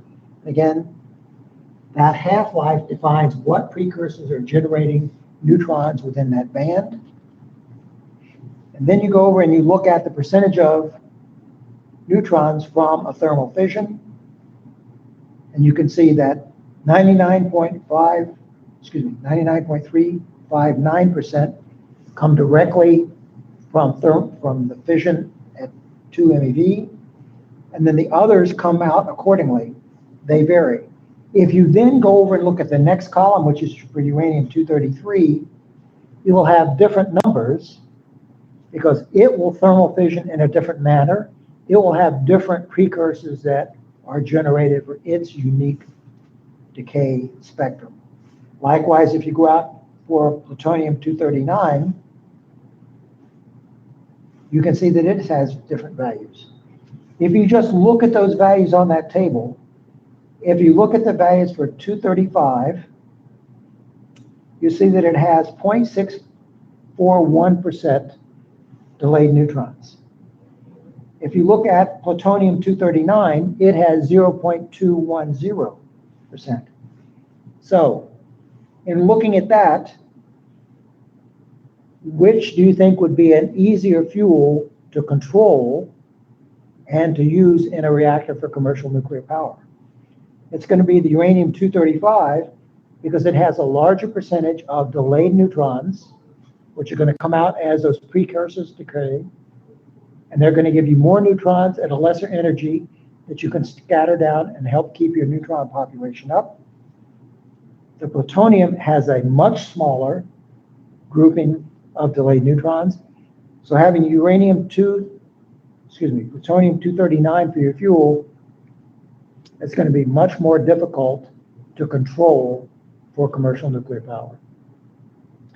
Typically, if you see plutonium used as a fuel, It's usually mixed with some kind of uranium. So it's a mixed oxide, or what they call MOX, MOX, just because plutonium in general is difficult to handle. Okay. So I have a quick question about this table that we're looking at. Yes. Yes. So I understand that when I look at uranium-233 and plutonium-239, that those are percentages of the total neutrons from fission. Yes. But for those two fuels, the second two columns will also change because you'll have energy for uranium-233, which will be different than from Yes. uranium-235. Is that correct? Yes. So the second column, which starts out 2 and then 0.250, et cetera, those are unique for uranium-235. There'd be another set of values for uranium-233. There'd be another set of values for plutonium-239. All of them create the initial prompt neutrons at around 2 MeV. That might vary a little bit, but then each one will have a different energy depending upon how many precursors are generating or contributing neutrons to that particular group. Did I answer your question, Ty? You did, but I guess I'm also curious because there will be different precursors with a different fuel, so those half-lives will also change based upon the fuel. Am I understanding that correctly? Yes. Okay. So the example I gave you was, if we look at the third group here, which for uranium-235 is 6.22, it primarily comes from iodine-138, rubidium-93, and bromine-89. When we look at, let's say, plutonium-239, those values that here show up as 6.22, those might show up as 8.22. And it's And going to that's be based one. upon the fact that they'll have different precursors than the uranium-235. That's exactly right. Okay, thank you. It depends on what the fission fragments are and then how they decay. Most of the fission fragments, when they decay, do not generate a neutron. They typically decay by electron emission or electron decay. There's only certain ones, and those are the precursors. But each individual thermal fissioning fuel will still have 6 groups for each one, but what contributes and what that half-life might be, what that energy might be, average energy, is going to vary. There are massive number of tables. A lot of guys have gotten their PhDs finding that exact information. That help anymore? No, that's perfect. Thank you. Okay.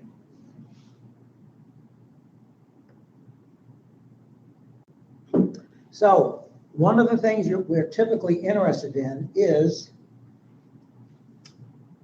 what is the average neutron lifetime? And this is looking at your prompt group and your delayed group. And then, if you can identify it, what is the average neutron lifetime of just your delayed group? And so to do that, what I'd like for you to do is, if you have your textbook with you, I'd like you to flip over to page 304.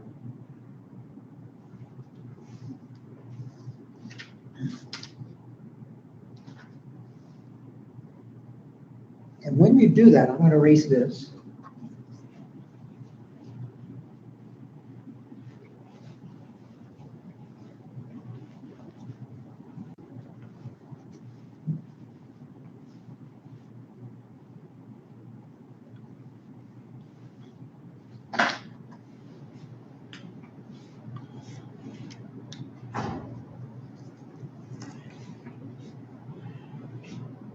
And if you do this, what I'm going to do is I'm going to sort of copy what's going on up here. So this is page 304. And on the first column, we have the group. That's going to be 0, 1, 2, 3, 4, 5, and 6. The next one tells you what is the contribution in total neutron percentage of that group. And this starts off at, this was 99.359. Next one down was 0.021. If you follow that down, that is exactly the same as what you have in the fourth column.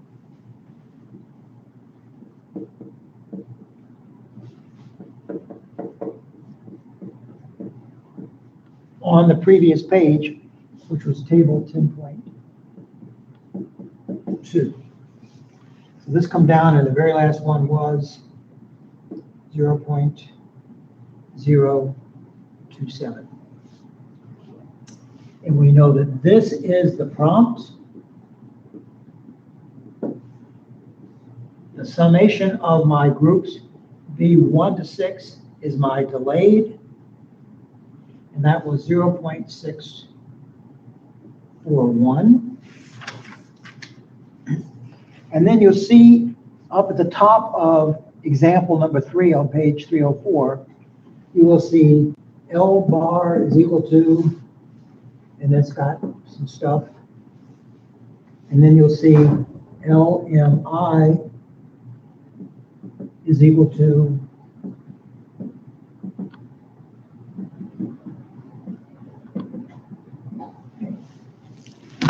this is not one big equation. This is run together. So this is one equation. And this is a second equation.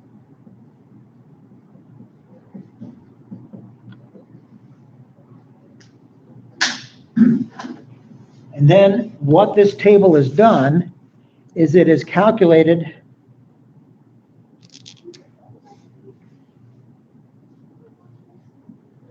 LMI,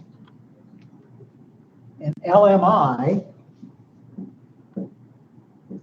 is equal to the half-life of the precursor divided by 0.693.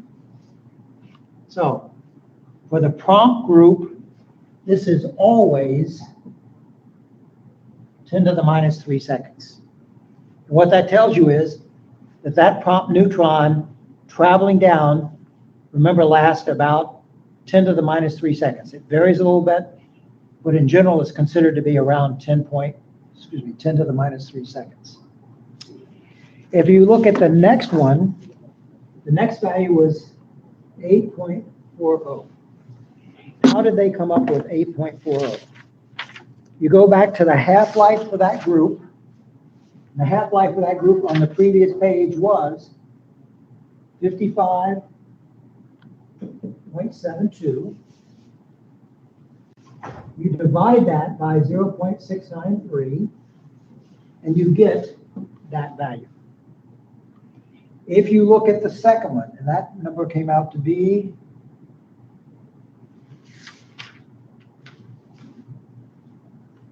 32.79. That's going to be whatever that half-life was, which was 22.72 divided by 693. That's that number. If you do that all the way down,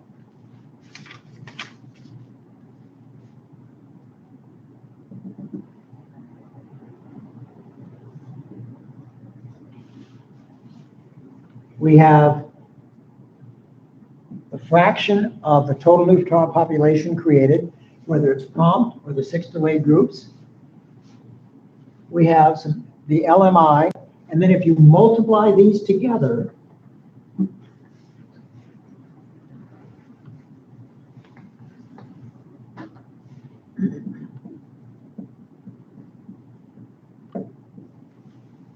so that next total that you see out here, for example, this one is 0.09936. That is the product of this times this. This next one, which was 1.6888 is the product of this times this. And you get all of these. Okay. If you sum up this column, that comes out to be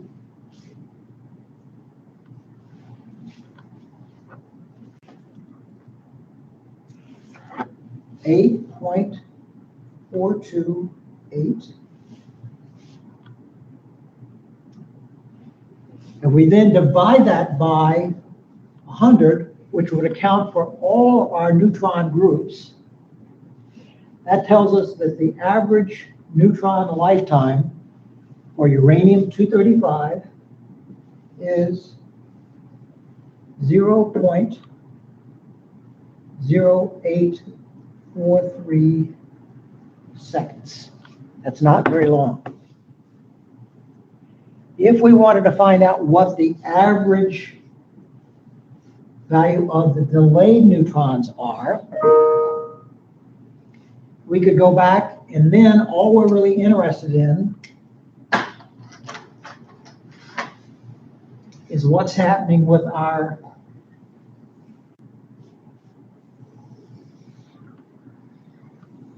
delay group. So we're subtracting from this value this amount.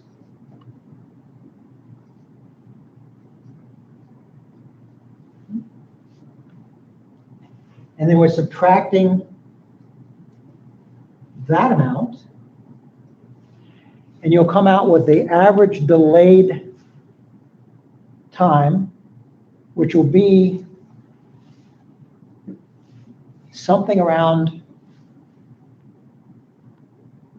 13 seconds. So the average lifetime of the delayed neutrons is quite a bit more than the other. So when you average them out, that's why you're able to control what's happening.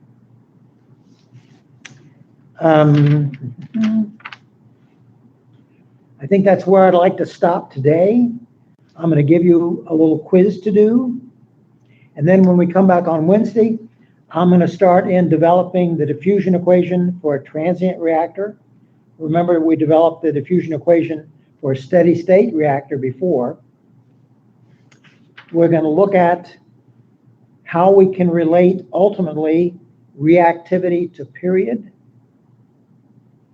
And in real life, what this ends up being, it's a set of 7 simultaneous equations where you look at the contribution of each group, the prompt group, each of the delay groups. So that's where you come up with the 7 equations. They're simultaneous. You solve them so that you ultimately relate reactivity as a function of reactive period. We're going to go over that on Wednesday. What I'd like to do now is I have a little quiz I want to give you. So I'm going to go back and send you that.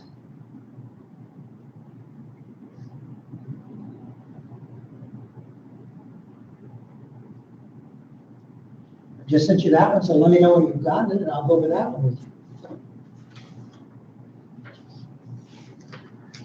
I'll get this back out of the way.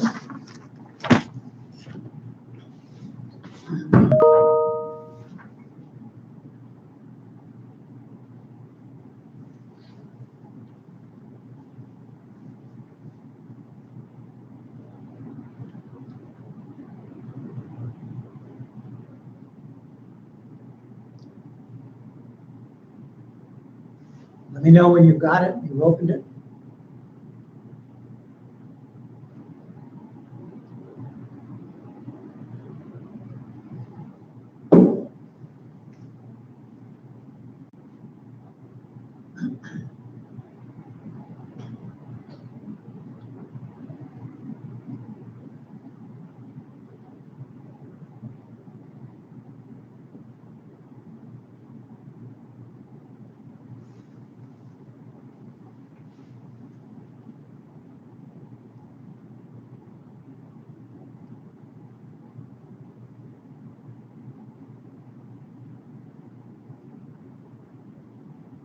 Professor, just a question. What page is this in the book again?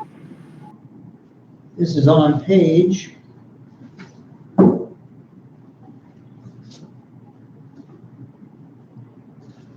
304. So everybody's got the quiz? I'm going to assume you do, so I'll go through it with you. Yes. Well, I've gotten the quiz. Okay.